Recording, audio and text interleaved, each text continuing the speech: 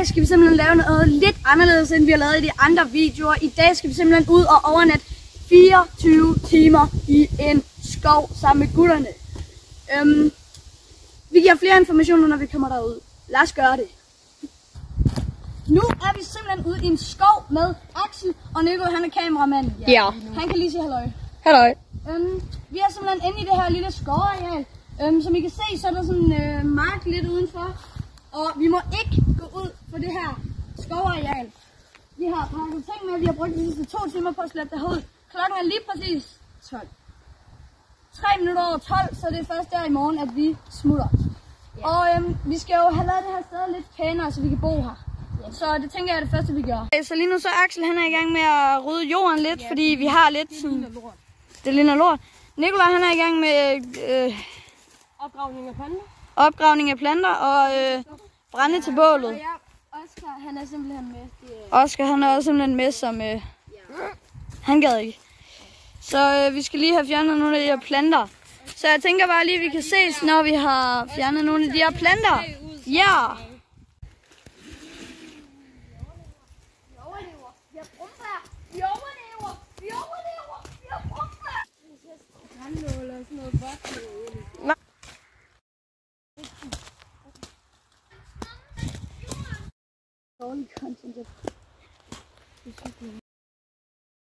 Hvad laver du, Nikolaj? Jeg er i gang med at lave brumbær, som vi måske kan lave brumbærsyltetøj.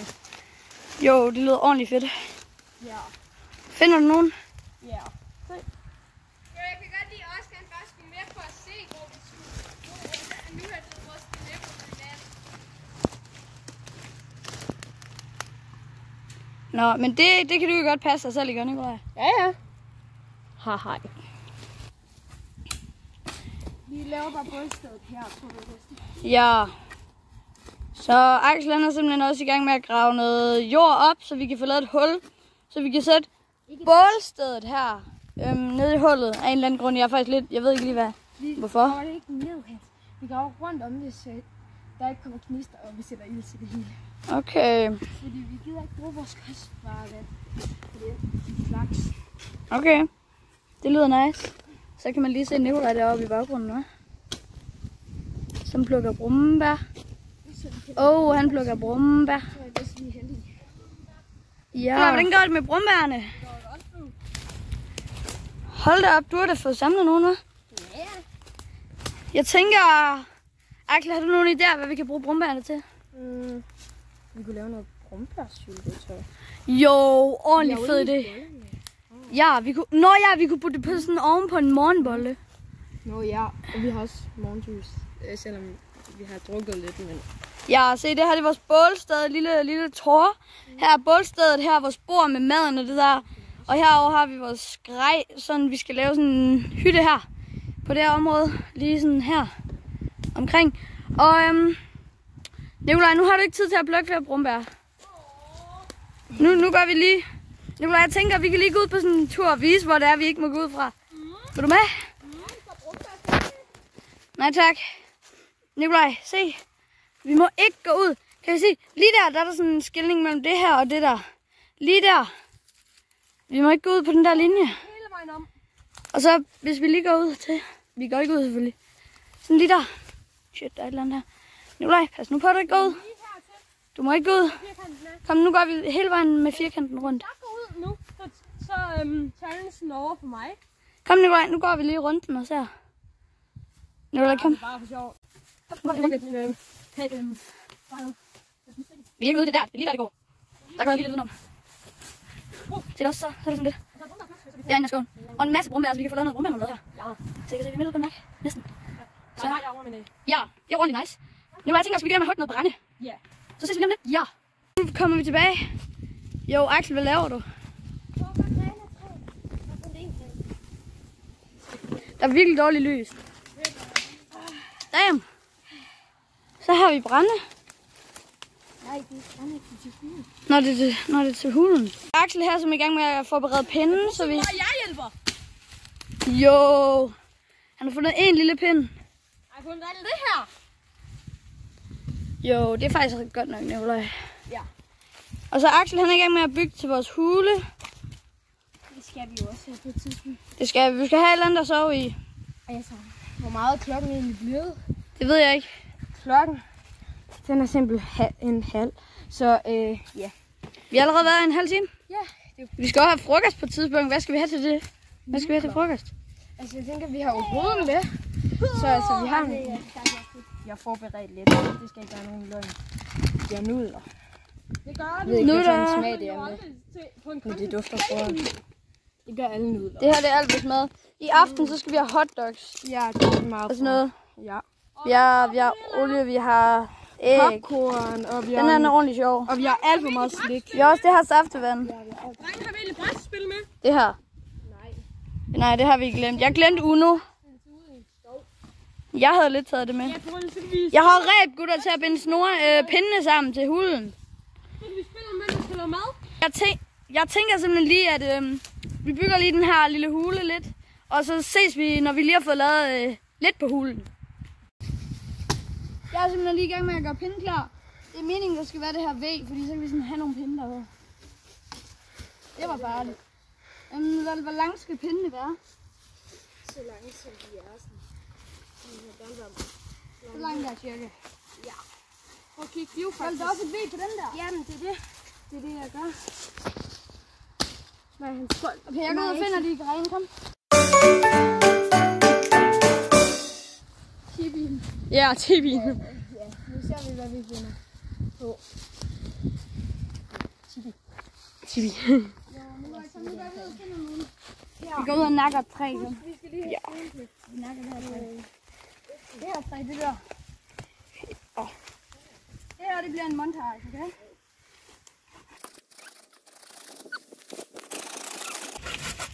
Sådan der. Okay. Den kan vi bruge til tibien, brun den lige. Og det skal være den, der kan være lidt over. Ja, der hvor vi kan lægge den. Så lader vi være med at cutte i toppen, så vi ved det. Eller guitar.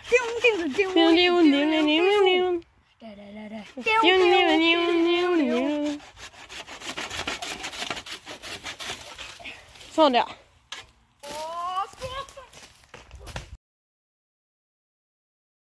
Kom så, Axel!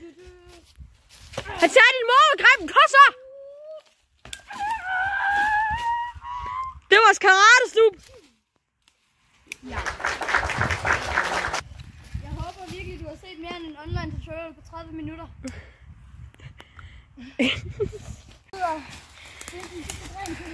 Ja. Vi kan tage en sammenfald i Jo. Her, hold lige på den her. Ja. Så kravler Hans simpelthen op i træet. Jo. Og Hansen knækker. Det er godt. Men han kravler. Han kravler. Gud, kan den spej? Han sidder meget langt oppe, simpelthen. Jo, lol. Kan du lige give mig saven? Ja. Så har han saven simpelthen. Jeg har meget smulder på hænderne, for det er dårligt træ. Den der gren, den der gren, den er god. Den her? Ja, den er god. Prøv at kigge. Ja. Det var godt. Okay, han synes. For mig, så kommer det også den vil gerne have sådan. For jer, som sådan der. Ja.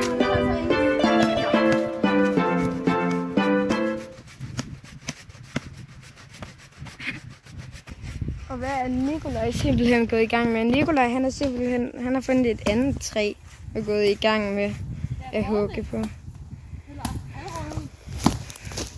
Ja. Halvgrående træ, siger Nikolaj. Han er gået i fuld gang med øksen. Ja. Så vender vi lige tilbage til Hans. Hej.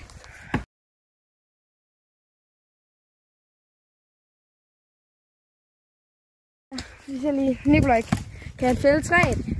Kan Nikolaj fælde træet? Gør han det?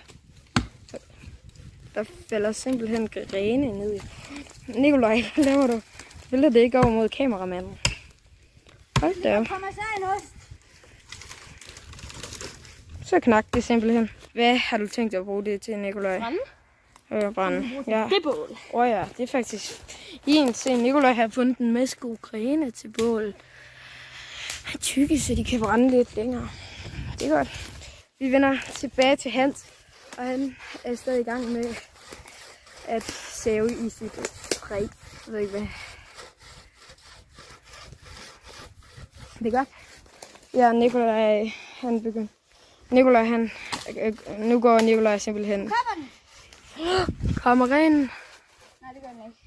Det gjorde nej. Den begynder at flække på midten også. Nå. Axel, den begynder at se, hvis der er sådan en chip. Prøv at gå over og se, om du kan hive i den. Ja, den begynder at chip. Nå ja, nej. Så. Nu rører jorden. Ikke. Okay. Den er simpelthen kommet helt herover. Yes. Den giver. Nu skulle den gerne komme lige om lidt. Ja. Dammit, det er Ja, og den er væk. Ja. Godt. Shit. Ja, og jeg tænker bare, at vi vender tilbage lige om lidt, når vi har fået gjort pinden lidt bedre til hulen. Så Nikolaj, nu er du lige i gang med at skrælle den her gren, som jeg har været oppe og save. Fordi så har vi simpelthen 5 grene, 4 grene. Og så kan vi endelig begynde at få herop. Så skal vi endelig begynde at få sådan vores bivak, vores shelter, vores hytte, vores hule, vores camp. Hvad end du nu kalder det. Det skal vi have op. Vores hjem for i nat. Det skal vi have op, og det er vi godt i gang med. Så det ses vi, når vi lige... Vi ses, når det er, vi begynder at bygge det. Gutter, se, vi har bygget. Jo! Det her, det er bare bedre. Vi byggede sådan en trekant af gren, bro. Ja, oh my god. Og det har slet ikke været sygt svært at finde de der grene. Det var altså ordentligt sjovt. Se den lige. Og tillykke, Nikolaj. Nu skal I lige høre planen, ikke også? Vi har den der stolpe, sådan der som er en. Så skal vi også lave sådan en trekant herover, og så tager vi sådan en gren og sætter ovenpå, og så lægger vi præsending ud over det hele. Boom! Telt! Easy peasy, lemon squeezy. Spis noget is. Se, de er i gang med at lave en bænk. De bygger en bænk. Har du tænkt på at lægge heroppe på? Ja, hvordan har du tænkt at gøre det, Nikolaj? Jeg så graver en til ned her. Så lægger jeg et andet træ her, og så binder den sammen med det reb, som Hans er med. Og så lægger vi grenen, gør vi det sammen med den anden ende, og så lægger grenen på den led. Det kan lyde lidt kompliceret, men jeg kommer til at blive godt. Okay. Det er i hvert fald en pind i noget jord. Jo, er det sandt, hvad jeg kan se? Se, langt ude i horisonten. Det er... Hvor er han? Hvor er han vej? Vi må ikke gå ud, vi må ikke crash den her. Den er farlig. Han kommer der. Der kommer han. Oscar. Vores redningsmand med vand. Og pølser. Og pølser. Jeg kunne ikke finde simpelthen, men altså, vi må jo ikke gå ud i skoven. Altså, vi gør det jo for Christian, altså. Det er jo bare godt. Vi gør det for jer. Ja, han kommer. Ja, Oscar kommer. Hvad fanden nu filmer vi bare på ham i et år. Lad os ikke omkring. Kan vi lige få noget musik?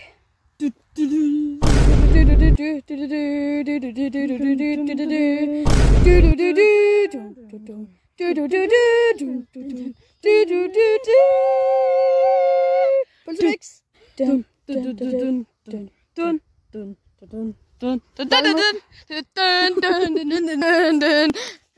Lol, måske skal vi ikke være musikere. Det er vi også dårlige til. Han kommer der. Oscar, hvad har du med? Hans, hvor mange pølser? Der er pølser i den her. Og så er der 2 pølser, 3 pølser rundt i den her. Og så er der vandrum i den her. Det er simpelthen bare godt, det der, Oscar. Og der er sådan Sprite i. Sprite. Jeg synes, det er en af de store Sprite, det er f***ing godt.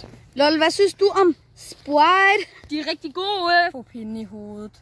Det gør ondt. Så derfor, så ville det være ærgerligt, hvis du fik en pind i hovedet. Jo, Oscar! Og jeg skal lige passe på, Jo, se. Jo, Oscar, kan du lige give mig en high five? Jo. Kom en high five. Den er tung. Altså, prøv lige at mærke. Har du gået med den hele vejen? Jo, Oscar. Bro, der er sådan fem. Der er sådan... Okay, Oscar. Det her det er virkelig godt, Oscar. Ja, det der det er super. Det der det er super. Oh shit, der var et hul. Der var et hul midt i jorden. Jo, Nikolaj, er det ikke bare godt, at vi har fået det her? Det er sygt, det her. Og vi kan bare gå og snakke det her slik. Det er sygt, vi har sygt meget slik med. Vi har alt det der med, som Nikolaj har taget med. Og så har vi 2 pakker Matador. Hvad Du tager bare, Oscar. Bare tag. Må jeg gerne tage en af de blå? Ja. Jo, Nikolaj, hvordan går det med banken? Det er de blå tunger. Har I en af de blå tunger? Ja. Måske. Har vi stadig? Ja, ved jeg ikke. I har stadigvæk. Nikolaj, du kan prøve at lægge lidt mere jord i hullet. Ja. Og der er et stykke. Nikolaj, det kan ikke holde, hvis du binder det sådan her. Men vi prøver. Det er et eksperiment. Vi eksperimenterer, og så imens så går jeg ud og finder de sidste pinde til hytten. Oscar, han har taget alt det her med, bro. Ja, han har taget alle de der, og Nikolaj har. Og Nikolaj.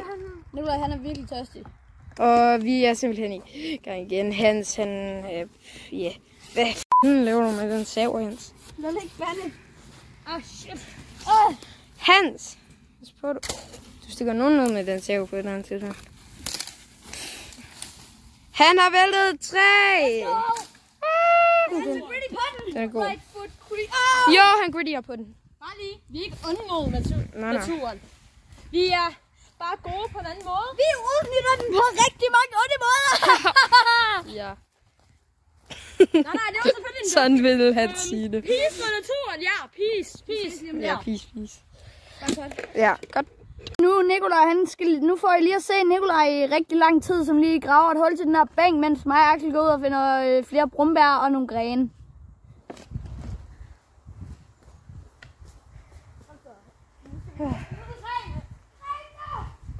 Ja, Kedeligt. men det stopper ikke mig for at blive ved. Så er snart færdig i det sted. Græskamera. Gå i gang med at sætte holderen op til bænken. Sætter på her, hvis I kan forestille jer det, hvordan den kommer til at se ud. Så begynder jeg bare. One eternity later. Nå jo, jeg har søm med. Jeg er meget ked af det. Det er på grund af, at jeg bare har lavet en... Jeg har lavet det. Jeg har brugt mega lang tid på at lave det heroppe. Han har brugt en han har lavet en fin Men så gik telefonen død på strøm. Den gik ikke død for strøm. Den gik bare sort. Ja, den gik i sort, fordi Så er den sådan... ikke ude. Så har jeg lavet alt det her. Så den tog kun sådan... Minutter. Han har fundet en pind. Maja Jeg Hansen. vil tænde det der bål. Med Ja, tændstål. vi plukkede ikke nogen brumbær. Vi sagde det til Nikolaj, men nej. Jo, lol, hvordan går det her?